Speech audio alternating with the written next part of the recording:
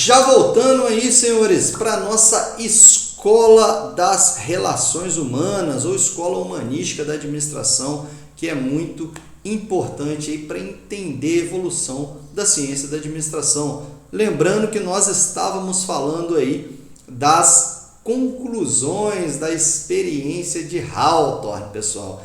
Experiência de Hawthorne, experiência essa que foi muito importante aí para nós termos ideia de como funciona, como vem se evoluindo a administração e também a questão das teorias das relações humanas, a importância dela enquanto compreensão do indivíduo membro de uma equipe, beleza? Então, continuando aí, depois das conclusões da experiência de Hawthorne, nós temos alguns pontos de vista defendidos por Elton Mayo, que é importante, né? Em relação a essa experiência, ele trouxe alguns avanços aí para a administração. Trabalho como uma atividade tipicamente grupal, que a gente tem aí. O operário ele não reage enquanto indivíduo isolado, ou seja, esse operário ele vai reagir enquanto membro de um grupo. Eu faço parte de uma equipe, eu sou sancionado por essa equipe, né? Ou sou motivado, ou sou limitado a algumas das minhas atitudes, e esse grupo me corresponde. Então eu tenho um grupo social lá que faz parte das atitudes desse indivíduo, né? São bem preponderantes, assim, digamos assim, né? Então, a tarefa básica, né, formar uma elite capaz de se comunicar, a ideia aqui é a comunicação, sociedade adaptável aos novos conceitos e o ser humano é motivado, né, isso daqui que é importante, pela necessidade do convívio social. Ou seja, o ser humano visto enquanto membro de uma equipe e motivado por essa equipe. Continuando aí na decorrência das teorias das relações humanas, e aí eu começo a observar o ser humano de uma maneira diferente. Veja bem, até então você tem a abordagem clássica vendo o ser humano enquanto máquina, né? Aquela abordagem flexível, rígida. O ser humano ele é pago para trabalhar, né? Apenas apresentar um resultado, enfim. Se ele tiver mal é porque ele é um péssimo funcionário, eu vou mandar ele embora. A escola das relações humanas é bem diferente, porque eu entendo um pouco esse lado social, esse lado mais complexo do indivíduo, porque eu vou olhar o indivíduo pela parte, digamos assim, de dentro, né? Eu vou entender desejos, sentimentos desses indivíduos, ou seja, anseios e expectativas que norteiam as atitudes dos trabalhadores dentro da organização. Logicamente, eu tenho as necessidades humanas também que influenciam na satisfação. Óbvio, se você não está feliz onde você está trabalhando, se você não está motivado, ou se você não está passando por alguns problemas, né? Se você está passando por alguns problemas pessoais de saúde, óbvio que vai influenciar no jeito que você trabalha. Você tem isso no seu dia a dia, quando você vai para o estágio, você vai para o trabalho. Se é um dia, uma semana que você não está bem socialmente, com a sua família em casa, ou até mesmo no seu trabalho, é óbvio que o seu nível de rendimento do trabalho muda. E aqui ele coloca, né, o estilo também dos grupos influenciado por quem? Pela supervisão e liderança. Observamos aqui que as normas grupais também dão possibilidade de surgir o que? A liderança. Essa liderança ela é extremamente importante. Lembrando que lá na abordagem clássica, nós não tínhamos a liderança, tínhamos apenas as chefias. Chefias é algo imposto, a liderança não, é algo aceito pelo grupo. E, obviamente, o grupo ele vai se juntar e vai ali exercer, talvez, né, eleger algum tipo de liderança, que é o que nós vamos ver um pouco mais para frente. E aí nós passamos para algumas necessidades que surgem no indivíduo e que são tratadas como tal. Veja bem, até o momento, ninguém falava das necessidades dos indivíduos. Ah, professor, como assim? Ninguém tentava entender se esse trabalhador é dotado de algumas necessidades que possam influenciar de maneira positiva no seu ambiente de trabalho. E aí começamos as necessidades fisiológicas, que são primárias, pessoal, olha aqui, ó.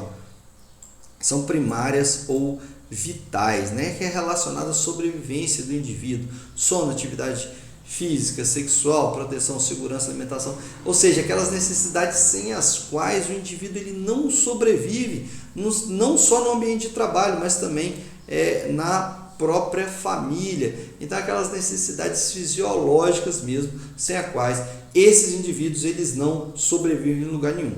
Depois, passando as necessidades fisiológicas, nós temos aqui as necessidades psicológicas dos indivíduos, que elas são o quê? Mais secundárias, né? E elas são raramente satisfeitas em sua plenitude.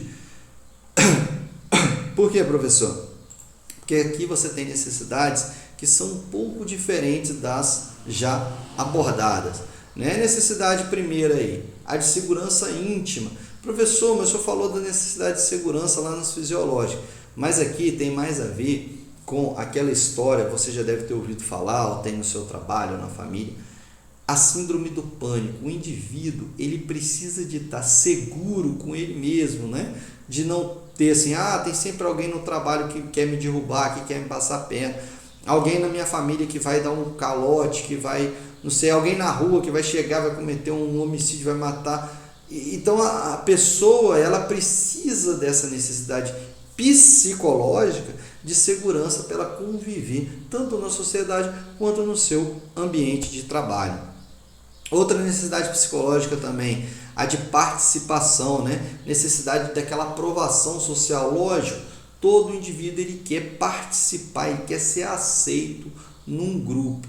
A necessidade de autoconfiança, a autoconfiança aqui, vale a pena a gente falar, vocês devem ver coach, livros, vídeos de motivação. A necessidade de autoconfiança é uma das mais importantes, porque o indivíduo ele precisa de estar seguro de si para poder desempenhar um bom trabalho. Ele precisa de ter a propriedade, né? Não basta ter só aquele conhecimento, lembrando o Chay, você tem que ter a atitude para tomar decisões e ser empoderado. Então, essas necessidades psicológicas de autoconfiança, elas são muito importantes para o indivíduo. E a necessidade de afeição, por fim, que é aquela necessidade de dar, receber afeto, receber carinho, amor. Professor, mas dentro do ambiente de trabalho tem muita gente turrona, né, que não tem essa necessidade. Pessoal, por mais que seja uma pessoa turrona ou grossa no ambiente de trabalho, ela sempre vai ter essa necessidade. É um tipo de necessidade que você talvez não encontraria nos psicopatas, né? Que aí já é um distúrbio um pouco maior. Uma necessidade de afeição, com certeza, todos têm no ambiente de trabalho. E por fim aqui, as necessidades de autorrealização. Necessidade de autorrealização, pessoal, é o nirvana, né? É o céu, é o mais difícil de se chegar. Professor, e como que se alcança? Uma vez alcançada, é muito difícil ela se manter. Por quê? Porque o indivíduo ele tem necessidade, né? Ele tem aquela busca incessante de sempre estar alcançando alguma coisa a mais. Então, o indivíduo ele sempre está procurando algo a mais, sempre está buscando, né? A grama do vizinho sempre é mais verde, né? O fulano de que quer dizer o que? O fulano de tal tem algo que eu não tenho, eu quero ter aquilo, depois eu quero ter uma casa, depois eu quero ter um helicóptero, depois eu quero ter um prédio, quero invejo ou admiro, né? A forma de viver de fulano de tal. Então o indivíduo ele está sempre buscando, ele queria ser chefe da sua empresa, agora ele já quer ser o supervisor, já quer ser o gerente, quer ser o diretor geral. Então o indivíduo está em constante busca, por isso é tão difícil se manter no topo, né?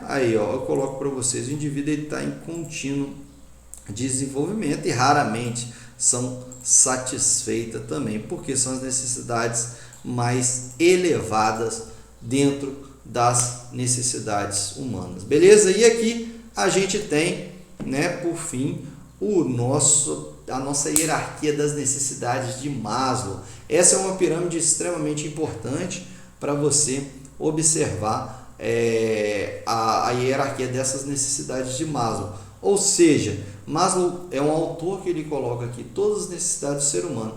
Professor, e como essas necessidades são satisfeitas? Essas necessidades elas são satisfeitas pelo seguinte, de baixo para cima. Como assim, professor?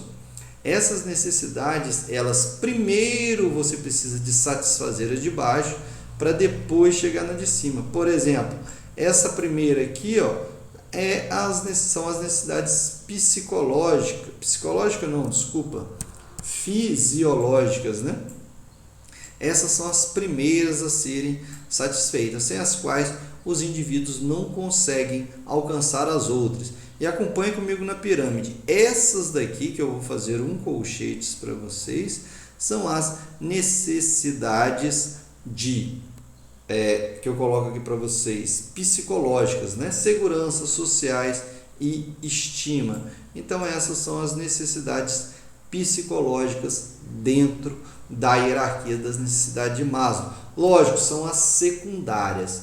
E por fim, as raramente satisfeitas são as necessidades de autorrealização, né? As necessidades de autorrealização têm a ver aí com as necessidades mais difíceis de serem alcançadas, porque é muito difícil o indivíduo sempre continuar no topo. Beleza, pessoal? Então, nós ficamos por aqui com o segundo vídeo, né, ainda da primeira parte da Escola das Relações Humanas. Até mais, senhores!